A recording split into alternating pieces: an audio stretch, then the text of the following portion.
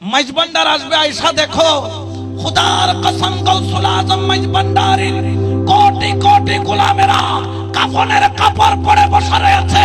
খুদার কসম যদি প্রয়োজন হয় গাউসুল আজম মাইজবান্ডারের গোলামেরা তাজা রক্ত ঢেলে দিবে, জান দিবে, কাঁদতে কাঁদতে নয়, খুশিতে খুশিতে, কারণ আমরা গাউসুল আজম মাইজবান্ডারের গোলাম, ঠিক না? আর মাজার নাই কার?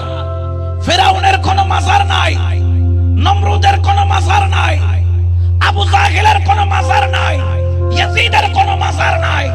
নিশ্চিত যারা মাজার ভাঙতেছে হয় সে ফেরাউনের বংশধর, হয় সে নমরুদের বংশধর, হয় সে আবু জাহেলের বংশধর, না হলে সে ইয়াজিদের বংশধর, ঠিক কি না? কত বড় কমবখ্ত! গত কয়েকদিন আগে দেখলাম একটা মাজার ভাঙতেছে সিরাজগঞ্জে, খুবই দুঃখজনক বিষয়। আমি বললাম, একজন বললেন ভালো করছে, ভেঙে ফেলছে। আমি বললাম ভাই তুমি ভালো কেমনে বললা? বললেন এগুলো বন্ড শিরিক বেদাত। আমি বললাম বাদ দাও, এটা বন্ড শিরিক বেদাত বাদ দাও, এটা মাজার না, এটা কবর। তো এটা একটা কি কবর? একটা কবরের উপর দাঁড়ানোটা, হেলান দেওয়া বা কবরকে বালিশের মতো বানাইয়া শোয়া কি জায়েজ আছে কিনা? কবরের উপর হেলান দিয়ে বসা জায়েজ আছে? জোরে বলেন না আছে? বাদ দাও, তিনি একজন বলি, তিনি তো একজন মুসলমান। একটা মুসলমানের কবরের উপর দাঁড়ায়া যেভাবে মাজার ভাঙতেছে, এটা কখনো মুসলমানের কাজ হতে পারে? ওই দিন ভিডিওটা দেখছিলাম আর চোখের পানি ছাড়ছিলাম। দেখতেছে শুধু মাজার নয়, মাজারের মধ্যে দুই দিকে দুইটা টাইলস দেখলাম, একটাতে লেখা আছে আল্লাহু, একটাতে লেখা আছে মুহাম্মদ সাল্লাল্লাহু। একদিকে আল্লাহর নাম, একদিকে নবীর নাম। ওরে কমবখ্ত, কত বড় বিয়াদব তোরা! মাজার ভাঙতে গিয়ে আল্লাহর নাম তোর পায়ের নিচে দিলি, মাজার ভাঙতে গিয়ে তুই নবীর নাম তোর পায়ের নিচে দিলি। অন্তত পক্ষে কিয়ামতের ময়দানে আল্লাহর সামনে মুখ দেখানোর ক্ষমতা, যোগ্যতা তোর নাই, ঠিক কি না? কত বড় কমবখ্ত, কত বড় বিয়াদব! এটা কখনো মুসলমানের কাজ হতে পারে? জোরে বলেন না পারে? তুমি যেই মাযহাব মানো, ইমামে আজমের মাজার আছে, ইমাম শাফিঈর মাজার আছে, ইমাম হাম্বলির মাজার আছে, ইমাম মালিকের মাজার আছে, যে বুখারী শরীফের দলিল দেয় ইমাম বুখারীর মাজার আছে। মাজার ভাঙলে কি ওলি আল্লাহর দরবার? মাজার ভাঙলে কি ওলি আল্লাহর দরবার থেকে কি আশিকের জুদা হবে? দেখো গা, যতগুলা মাজার ভাঙছো ওইগুলা আগের চাইতো, আগে তো ছিল টিনের বা বাঁশের বা সেমি পাকা। দেখবা মাজার ভাঙছো বড় বিষয় নয়, ওই মাজারকে আশিক প্রেমিক ওলি আল্লাহর আশিকরা রাজপ্রাসাদ বানায়া দিবে, ঠিক কি না? ওলি আল্লাহ থেকে দূরে যাওয়া, ওলি আল্লাহর সাথে দুশমনি করা ভালো না। মান আয়াদালি ওয়ালিয়ান ফাকাদ আযানতাহু বিল হারব, এটা বুখারী শরীফের হাদিস, কিতাবুর রিকাক বাবুত তাওয়াজ্জুহ অধ্যায়ের হাদিস। হযরত আবু হুরায়রা থেকে রওয়ায়াত, বলতেছেন কি জানো? আল্লাহ পাক রব্বুল আলামিন ঘোষণা করছেন হাদিসে কুদসি, মান আদালি ওয়ালিয়ান ফাকাদ আযানতাহু বিল হারব, যেই ব্যক্তি ওলির সাথে দুশমনি রাখবে, আমার আল্লাহ বলেন তার সাথে যুদ্ধ ঘোষণা করলাম। বদরের ময়দানে আল্লাহ ফেরেশতা পাঠাইছেন কয় হাজার? 5000 বলেন না, কয় হাজার? বদরের ময়দানে আল্লাহর তরফ থেকে 313 জন সাহাবীর পক্ষে আল্লাহ ফেরেশতা পাঠাইছেন কয় হাজার? আল্লাহ নিজে যুদ্ধ করতে আসেন নাই। কিন্তু ওলি আল্লাহর দুশমনের সাথে আল্লাহ বলতেছেন মান আদালি ওয়ালিয়ান ফাকাদ আযানতাহু বিল হারব, যেই ব্যক্তি আমার ওলির সাথে দুশমনি করবে, যুদ্ধ করতে ফেরেশতা নয়, আমি আল্লাহ ডাইরেক্ট তার সাথে মোকাবেলা করব। যেখানে ফেরাউন পারে নাই, যেখানে নমরুদ পারে নাই, সেখানে তোমরা কোত্থেকে পারবা? আর মাজার নাই কার? ফেরাউনের কোনো মাজার নাই, নমরুদের কোনো মাজার নাই, আবু জাহেলের কোনো মাজার নাই, ইয়াজিদের কোনো মাজার নাই। নিশ্চিত যারা মাজার ভাঙতেছে হয় সে ফেরাউনের বংশধর, হয় সে নমরুদের বংশধর, হয় সে আবু জাহেলের বংশধর, না হলে সে ইয়াজিদের বংশধর, ঠিক কি না? এটা কখনো, হ্যাঁ, যদি কোনো অনিয়ম দেখে সেটার ব্যাপারে পদক্ষেপ নিতে পারে। কখনো ওলি আল্লাহর দরবার, কখনো মদ গাঁজা নারী পুরুষ অবাধে মেলামেশাটাকে সমর্থন করে, কোন ওলি আল্লাহর দরবারে করে না। আগামী 26 আশ্বিন যাবেন, মাইজবান্ডার দরবার শরীফ যাবেন, শাহিন শাহ বিশ্ববলী হযরত সৈয়দ জিয়াউল হক মাইজবান্ডারি কিবলায়ে আলমের বার্ষিক উরসে মোবারক আপনাদেরকে দাওয়াত দিলাম।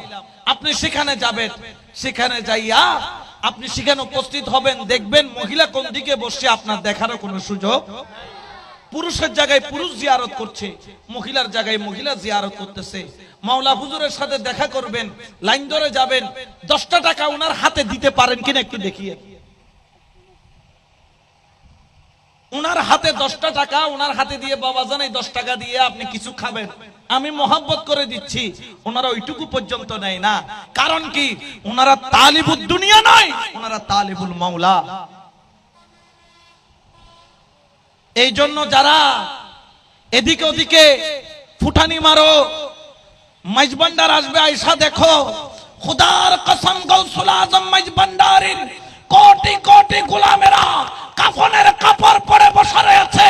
খুদার কসম যদি প্রয়োজন হয় গৌসুল আজম মাইজবান্ডারির গোলামেরা তাজা রক্ত ঢেলে দিবে, জান দিবে, কাঁদতে কাঁদতে নয়, খুশিতে খুশিতে। কারণ আমরা গৌসুল আজম মাইজবান্ডারির গোলাম, ঠিক না?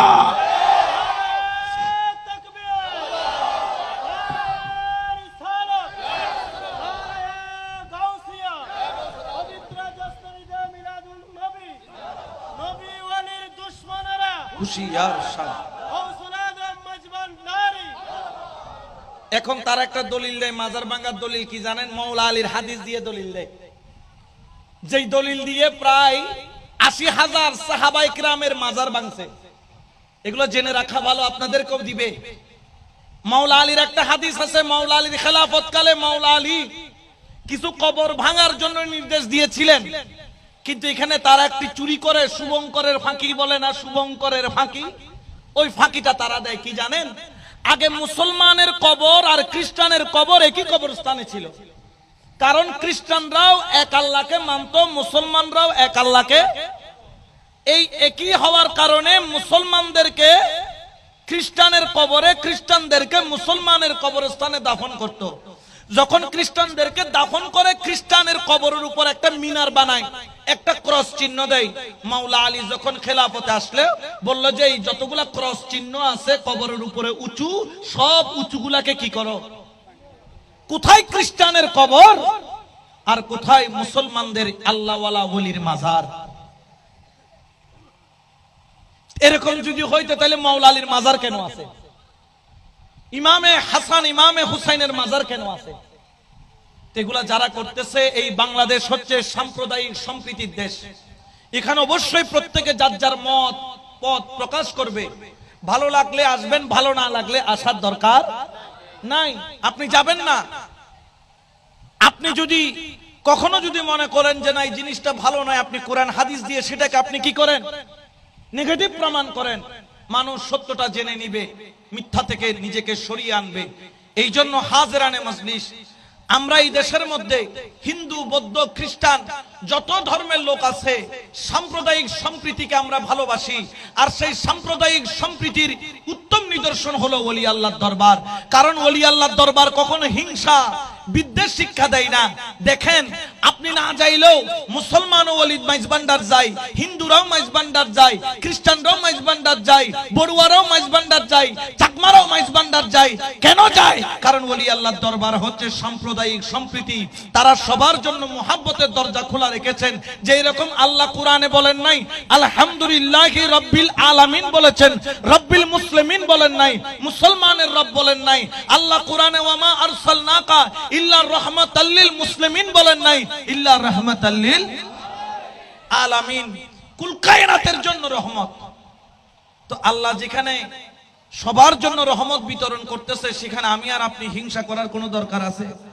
জোরে বলেন না আছে?